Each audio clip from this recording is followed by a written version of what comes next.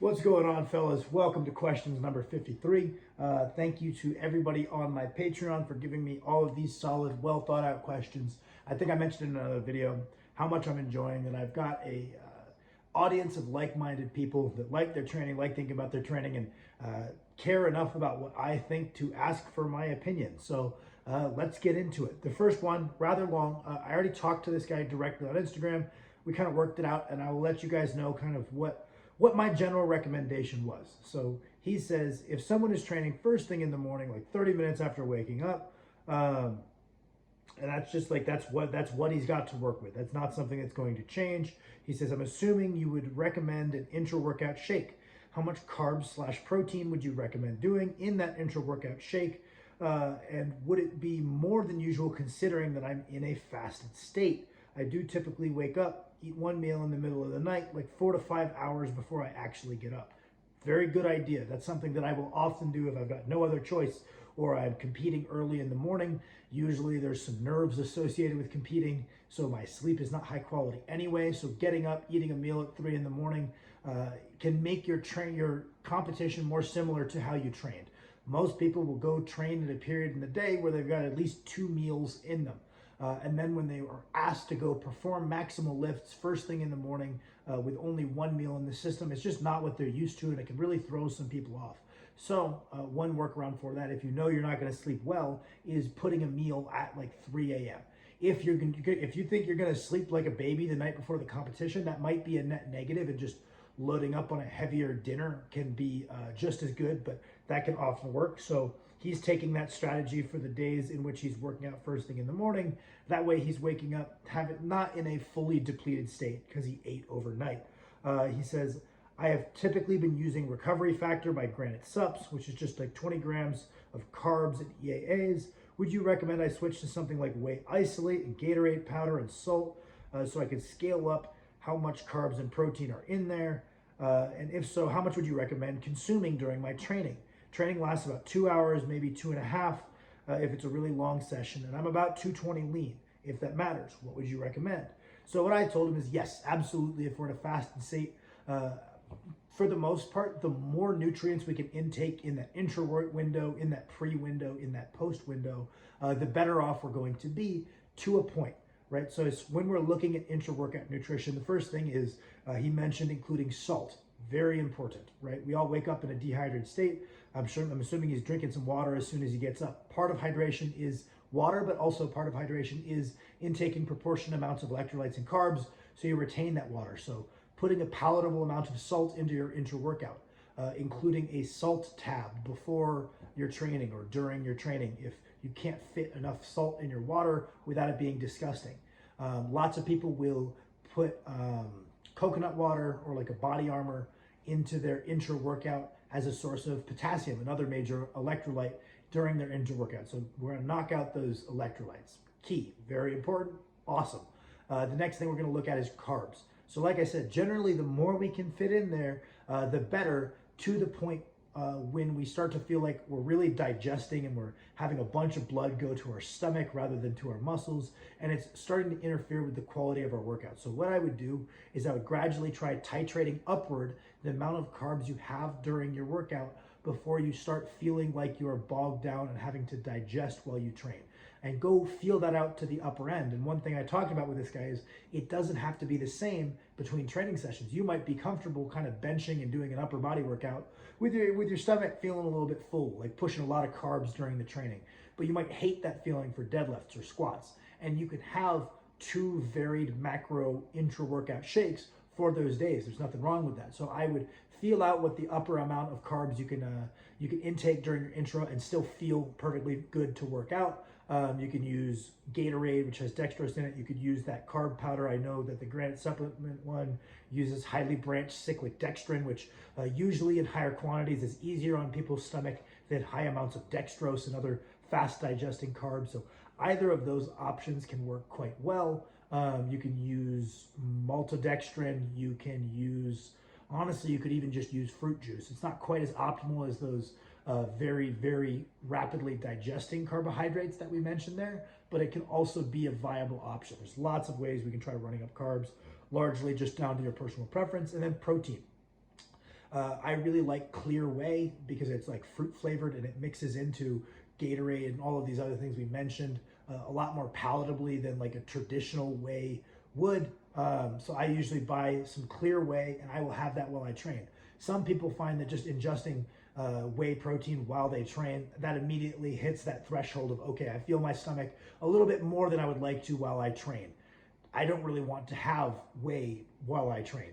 We'll just move that to afterward, not a problem. I think that's where potentially carbohydrates paired with essential amino acids could have some value. I know amino acids by themselves, the literature is not really behind it. John Meadows was a big proponent of that, the pairing of fast digesting carbohydrates and essential amino acids during the peri-workout window was potentially more efficacious in his opinion. Having tried it, I tend to agree. I think it's kind of a better, best situation.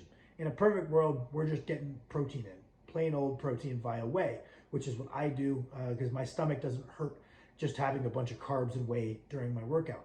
If that's not viable, the next best option would be to have some essential amino acids with your carbohydrates. And then again, you can kind of feel that out based on the training session. It does not have to be the same either way, but very good question. The next one is, it seems that journaling is a big part of your process to improve your inside and outside the gym variables. Would you be interested in sharing your best practices and giving concrete examples for others to follow?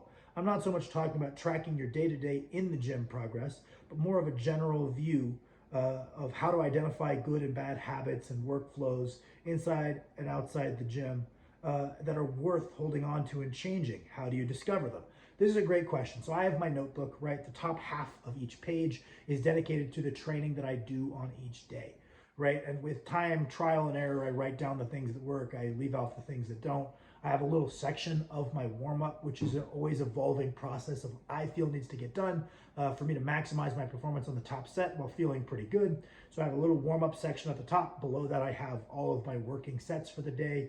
On the right-hand side, I'll have some like tactical notes that I'm focusing on for the time being, and that's the top half of the notebook. And I've talked in the past about what I like about the notebook is if I fill out the notebook with my training on the top half, my nutrition in the middle, let's say my mobility, my sleep, my supplements, and then like my work right in there. And I fill out every day, and every one of those days looks like the day of a high-level strength athlete. I will become a high-level strength athlete. And that ultimately feels like a very simple path to success for me. So the top half is dedicated to my training with some technique tidbits on the right and warm-ups at the top. Below that, I like to put nutrition. Again, because having a back reference, if I felt like shit or I performed like shit, I can look at what I ate that morning or that day, and I can make adjustments from there. And if things went well, I can just match the prior day's nutrition for 5 or 6 meals, depending on the phase of training. So I notate that. And I think writing it out makes it easy to look at it and say, does this look like what I would assume a high-level strength athlete is doing? Does it look like there's easy things I can fix here? And I think writing it out is part of, like, to answer your question of how to discover things. I think if you looked at that and you imagine you were looking at the day of another person, you could point out easy improvements. And so you start rolling out those improvements after seeing it physically on a piece of paper. In that nutrition column, I have my 5 to 6 meals that I will write out. I write like the ingredients of each meal in the order of, I write the protein sourcing, the amount, the carb sourcing, the amount, the fat sourcing, the amount, my 1 serving of vegetables and fruit with each meal. And then sometimes I'll just take notes of like things I can do to make each meal easier to eat. So like what sauce I put on stuff, just because that's important enough for me to justify a place in the book. And then next to that, I'll put my water intake. I have a large water bottle that is 1 gallon. I try to go through this about 2 times a day during the summer and 1.5 times a day during the winter. Just that difference in sweat makes a pretty big difference in how much water I need to intake, so I make sure I'm noting that. And then below that, I will put like my mobility routine. Again, writing it out and looking at your training, you can start to juxtapose, hey, I struggle with ankle mobility. Why is there nothing to address ankle mobility in my daily mobility routine? I've got a little section for things that help with my sleep. So I've got a little note that says, put your phone away at 9 p.m. I've got a little note that says, make sure the AC and the fan are on. Make sure I have my sleep mask, right? Make sure that I try to get my last meal in probably about 8:30, right? Rather than eating it right before I go to bed. And again, it's just taking notes of things that work and erasing the things that don't, right? So it's a process of trial and error. And the notebook, I would be doing the trial and error either way. The notebook serves as a way to remember and continue doing the ones that worked. And that's kind of the function it serves for me. The next one, how hard do diminishing returns occur for natural lifters? Like, what yearly upward percentage can one expect after 3, 8, 10 years on their squat, bench, deadlift? That depends on so many things. I can't give you an answer. Are you gaining weight? Because you might be able to go up quite a bit many years in. Are you doing a really shitty job with a lot of stuff? You might see no progression, right? It all depends on what you were doing previously, how good of a job you're doing. You know, genetics play a big role in this. There's way too many things to say predictable diminishing returns, because people think, oh, it's just an asymptote. There's no like true natural limit, but we see diminishing returns with time. That's assuming you're doing everything right, or assuming you have all your variables fixed. A lot of the time what I'll see is a guy who's been lifting for 5 years, and he will have a variable that'll tweak that he's never bothered to tweak, and suddenly it will unlock this great new rate of progression. He'll go to a higher frequency on the bench press, which is something that he should have done sooner and he'd been putting off, and suddenly it unlocks a great rate of progression. So this assumption that you're just going to see tailoring off gains is also following the assumption that you're not going to discover and find and adjust variables that you haven't been doing perfectly in the past, right? I do things, I like to think reasonably well, and I am positive there are rocks I can turn over and I can find some ways to get a lot better than what I'm doing right now. I might not know what they are yet, but I can find them, and I'm very confident in that, right? And this has happened to me many times where my gains started to tailor off, and then I found something, whether it was from a programming perspective, whether it was from a recovery perspective, a nutrition perspective. And then that pivot in my approach totally changed my trajectory, right? Lots of times this has happened, especially from a programming perspective, right? So I don't think that expecting, okay, this year is plus 5%, this year is plus 4, then plus 3. It might go up to 5 if you then suddenly decide that this is a very high priority in your life. You're going to bed early all of a sudden. You're eating, your nutrition is on point all of a sudden. You're training like a madman, but also have some intelligent approaches to developing. You could probably add 6% more than you did that first year, right? So it all varies on how good of a job you're doing with your variables, in my opinion. So I can't give you a straight up answer to that. Next one is not all that relevant to training, but what are your arm tattoos LMAO? They don't really hold any meaning to me, to be perfectly honest. One of these is a carving of Sigurd the Dragon Slayer, cool little Norse mythology story. I thought it was cool. It holds absolutely no real bigger meaning to me. I think it looks cool, kind of the same for all of my other tattoos. I just like how they look, and I don't really think I need much more reason than that personally. The next one is, I know you are not a doctor.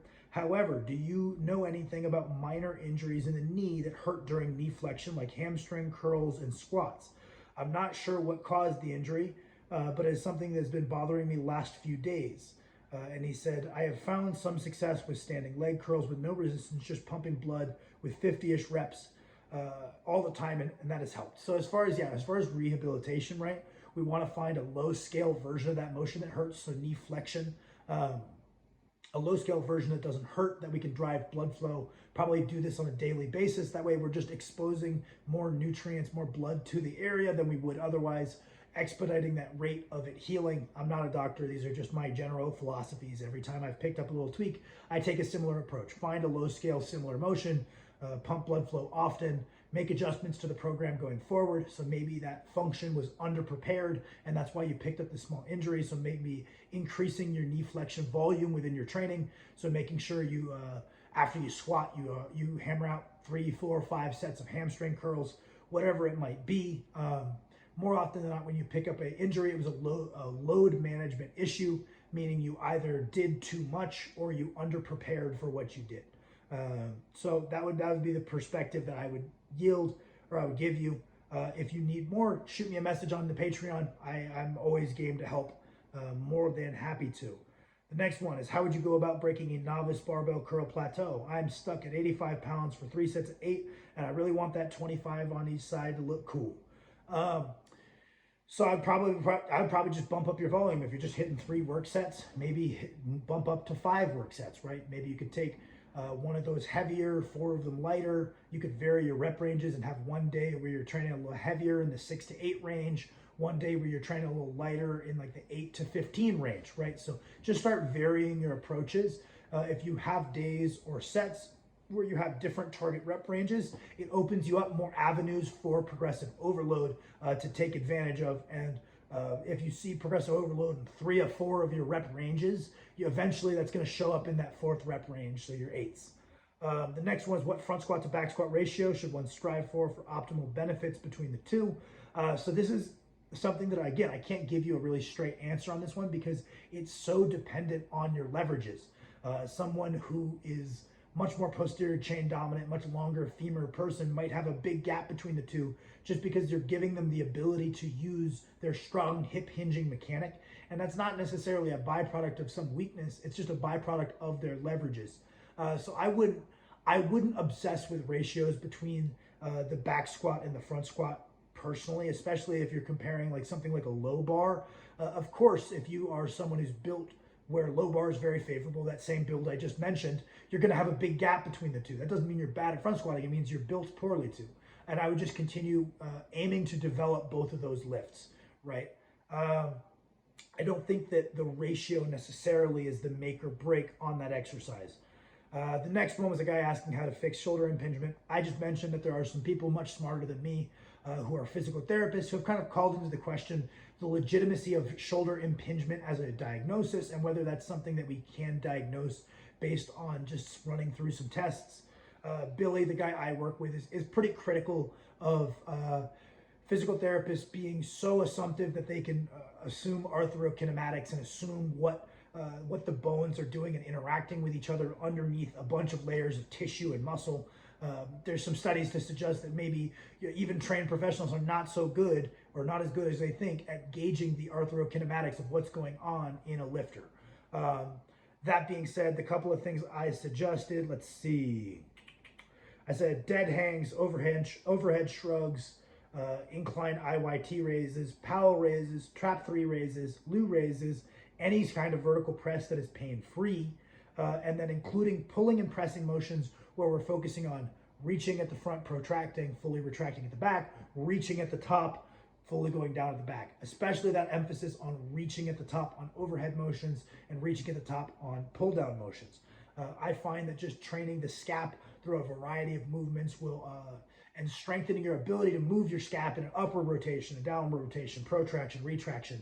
If all of those muscles that are moving the scapula are strong through a great range of motion, usually shoulder issues tend to go away relatively quickly. The next one is, what is your opinion on good mornings? As someone who does RDLs and stiff legs and back extensions, are there any reason to benefit? Is there any reason to rotate something out for them? To me, one of the distinct benefits of good mornings is that it forces you to focus on your brace a little bit more maybe than those other motions. I think that maybe there's some more proprioceptive and learning benefits that can be applied to the squat, just that inherent specificity of the weight being on your back rather than in your hands. Maybe we might see a little bit more correlation between that and our squat than we might see with an RDL. And then one of the cool things that I like to do that kind of ties into the bracing is when that weight is sitting in our hands, we have the ability to use the lats to pull that weight in and decrease the mechanical demands on, let's say, our spinal erectors to maintain our torso position. When we do a good morning, we don't have that ability to use the lats to lock it in and improve our leverages. So we're taking the lats out of it and really putting a lot of extra stress on our spinal erectors and our brace. So if someone's got lagging lats, we might want to work on them using an RDL, right? Because that is going to develop your lats to some degree. It's going to develop the functions of your lats specific to a deadlift. But if someone's got very strong lats and maybe that pure hinging mechanics without the lats to aid could use some benefit, good morning is a good way to take away that advantage.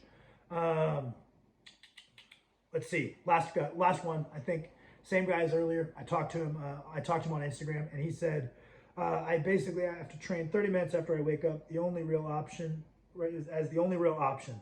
What are some things I can do to optimize the situation? One of the things I mentioned was those salt pills. One of the things I mentioned, I think, was body armors or coconut water. He mentioned that he has a small meal of cream of rice, whey, fruit, skim milk, and a little bit of seeds. Macros around 60 protein, 8 fat, 75 carbs. And I just feel like I'm still weaker and not getting as good of a pump during this early session. I definitely don't think I'm fully hydrated, but I try to drink as much water as I can before without feeling like a water balloon, and have a big meal the night before. Is there anything else I can do? So this, especially the pumps, I think if you're mentioning the lack of pumps, usually I would look to hydration as one of the first things. You're drinking as much water as you can as soon as you wake up. Like, I would just chug as much water as you can somewhat comfortably. That way it starts to work your way through its system. That way it starts to work its way through your system by the time you're going to the gym. Feel a little bit less like a water balloon. Maybe making sure to drink the night before, have a sodium heavy meal the night before, so that way when you drink a bunch of water before bed, you're retaining the water, you're less likely to have to get up to pee a million times. And then also the use of salt tabs is extremely helpful here, because that meal you described is likely very low in sodium, and one of the most helpful things you can do to help you retain that water quickly is intake a bunch of sodium. So that'd be my big tip, is the salt pills. Thank you guys for participating. I appreciate all of you. Thank you guys for watching. See you.